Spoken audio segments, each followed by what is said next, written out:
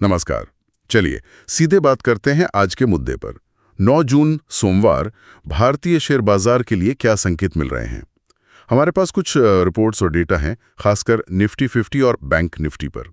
तो कोशिश करेंगे समझने की कि बाजार खुलने से पहले कौन से लेवल, कौन से संकेत अहम हो सकते हैं। शुरुआत के लिए दिलचस्प बात, पिछले हफ्ते वो 6 जून को आरबीआई पॉलिसी के बाद निफ्टी में करीब 1% का उछाल आया था। हाँ बिल्कुल। और इंडिया विक्स, वो जो डर वाला मीटर है, वो भी 15 के नीचे चला गया। ये तो अच्छा माना जाता ना बाजार के लिए। जी हाँ, विक्स का नीचे आना आमतौर पर अच्छा ही संकेत होता है, मतलब घबराहट कम है। तो सवाल ये कि क्या ये तेजी, ये मोमेंटम बना रहेगा? निफ्टी 50 जो 25,003 पर बंद हुआ, वो तो चार्ट पर लगातार ऊपर जा रहा है, हायर हाइज हायर लोज जिसे कहते हैं। बिल्कुल। तो कौन से स्तर देखने लायक है? देखिए, तकनीकी नजरिया तो मजबूत लग रहा है, इसमें कोई शक नहीं। जानकारों के मुताबिक ऊपर की तरफ 25,200 से 25,300 का जो जोन है वो देखने लायक है। अच्छा। ये फिबोनाची रिट्रेसमेंट का भी एक लेवल आता है वहाँ, मतलब एक स्वाभाविक रुकावट हो सकती है। ठीक है। और अगर मान लीजिए निफ्टी नीचे आता है तो पहला सहारा 24,800 24,700 के पास है, और उसके बाद फिर 24,500 का लेवल काफी मजबूत माना जा रहा है। 24,500। जी, और जो इंडिकेटर्स हैं जैसे आरएसआई, वो 60 के ऊपर है, जो अच्छा है। एमएसीडी भी पॉजिटिव है, और डेली चार्ट पर एक बड़ी हरी कैंडल बनी है, वो भी तेजी का ही संकेत है। सही। अच्छा, ये तो हुई निफ्टी की बात। अब बैंक निफ्टी को देखें, जो 56,578 पर बंद हुआ, बैंकिंग सेक्टर का लीडर। क्या वहां भी यही कहानी है? हाँ, बैंक निफ्टी भी देखिए पीछे नहीं है, काफी मजबूत दिख रहा है। इसने भी अच्छी वॉल्यूम के साथ एक बड़ी हरी कैंडल बनाई है, और एक अहम रेजिस्टेंस ट्रेंड लाइन थी, उसे पार किया है। ओह, अच्छा। जी, अगर पिवट पॉइंट्स के हिसाब से देखें तो ऊपर की तरफ 56,713, फिर 56,986, और उसके बाद करीब 57,430 पर रुकावटें दिख सकती हैं। और नीचे सपोर्ट की बात करें तो 55,826, फिर 55,552 और 55,109। इसके भी टेक्निकल इंडिकेटर तो तेजी ही दिखा रहे हैं। तो मतलब टेक्निकली तो दोनों इंडेक्स काफी पॉजिटिव लग रहे हैं। अब जरा डेरिवेटिव्स मार्केट में झांकते हैं। ऑप्शंस डेटा क्या कह रहा है? ट्रेडर्स क्या सोच रहे हैं? हाँ, वो देखना भी जरूरी है।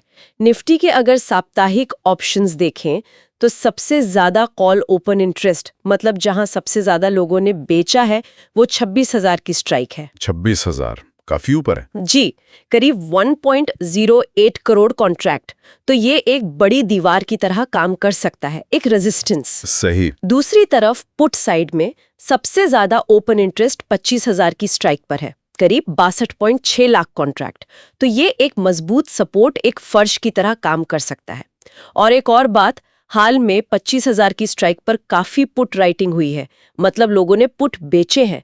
करीब 51-52 लाख नए कॉन्ट्रैक्ट जुड़े हैं। अच्छा, तो मतलब ट्रेडर्स को भरोसा है कि 25,000 टूटेगा नहीं जल्दी? हाँ, ऐसा लग रहा है।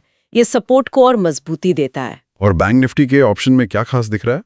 बैंक निफ्टी के मासिक ऑप्शंस में देखिए 56,000 का लेवल बड़ा दिलचस्प है। क्यों? क्योंकि वहीं पर सबसे ज्यादा कॉल ओपन इंटरेस्ट 19 लाख के करीब, और सबसे ज्यादा पुट ओपन इंटरेस्ट लगभग 20 लाख है।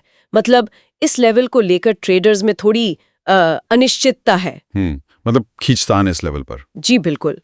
लेकिन हाल में 56,500 की स्ट्राइक पर अच्छी खासी पुट राइटिंग हुई है, करीब 5.5 लाख कॉन्ट्रैक्ट जुड़े हैं। तो वो भी एक तरह से नजदीकी सपोर्ट का संकेत है। हाँ, कह सकते हैं कि ट्रेडर्स को उम्मीद है कि शायद 56,500 के आसपास बैंक निफ्टी टिक सकता है। आपने शुरू में पुट कॉल रेशियो, पीसीआर और इंडिया विक्स का जिक्र किया था, उनका क्या मतलब निकल रहा है अब? हाँ, देखिए निफ्टी का पीसीआर बढ़कर 1.05 हो गया है। एक के ऊपर? जी, जब पीसीआर 1 से ऊपर जाता है तो इसे आमतौर पर बाजार में बुलिश सेंटिमेंट, यानी तेजी की भावना बढ़ने का संकेत माना जाता है। ठीक है।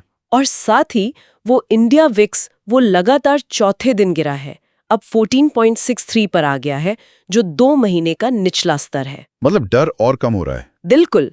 विक्स का गिरना दिखाता है कि बाजार में घबराहट कम है, स्थिरता बढ़ रही है, आत्मविश्वास लौट रहा है। ये तो दिलचस्प कॉम्बिनेशन है। पीसीआर 1 के ऊपर विक्स नीचे जा रहा है और निचले लेवल्स पर पुट राइटिंग भी हो रही है। मतलब ट्रेडर्स फिलहाल गिरावट को लेकर ज्यादा चिंतित नहीं लग रहे। हाँ, मोटे तौर पर तो यही तस्वीर बन रही है। अच्छा, और स्टॉक स्पेसिफिक एक्शन संक्षेप में वहां क्या चल रहा है? हाँ, डेटा देखें तो करीब 92 स्टॉक्स में लॉन्ग बिल्डअप हुआ है, मतलब कीमत भी बढ़ी और ओपन इंटरेस्ट भी ताजी तेजी बन रही है। और करीब 84 स्टॉक्स में शॉर्ट कवरिंग हुई है, यानी कीमत बढ़ी लेकिन ओपन इंटरेस्ट घटा। जो मंदी वाले थे वो अपनी पोजीशन काट रहे हैं। अच्छा, उससे भी सपोर्ट मिलता है। जी। और एक छोटी सी बात, हिंदुस्तान कॉपर जैसे कुछ स्टॉक F&O बैन लिस्ट में आ गए हैं, तो उनमें नए सौदे नहीं होंगे फिलहाल। ठीक है, तो कुल मिलाकर अगर हम आज की चर्चा को समेटें तो निफ्टी और बैंक निफ्टी दोनों तकनीकी तौर पर मजबूत दिख रहे हैं। हाँ। ऑप्शंस डेटा, पीसीआर का बढ़ना, विक्स का गिरना, ये सब भी पॉजिटिव संकेत दे रहे हैं। जी। लेकिन वो जो रेजिस्टेंस लेवल आपने बताए थे, जी, निफ्टी के लिए 25,200, 25,300 और बैंक निफ्टी के लिए वो 56,700 से 57,000 वाला एरिया। हाँ, उन पर नजर रखनी होगी। बिल्कुल। देखिए, ये सारे आंकड़े और संकेत मिलकर एक कह सकते हैं सकारात्मक तस्वीर तो पेश करते हैं, लेकिन बाजार की चाल कई बातों पर निर्भर करती है। इन स्तरों पर और सेंटीमेंट पर ध्यान देना बहुत जरूरी है। सही कहा। तो अब एक अहम सवाल ये उठता है कि क्या ये जो पॉजिटिव माहौल है, ये जो मोमेंटम है, ये बाजार को इन महत्वपूर्ण रेजिस्टेंस स्तरों को पार करा पाएगा या फिर वहां जाकर कुछ रुकावट, कुछ कंसोलिडेशन देखने को मिलेगा? हाँ, यही देखने वाली बात होगी।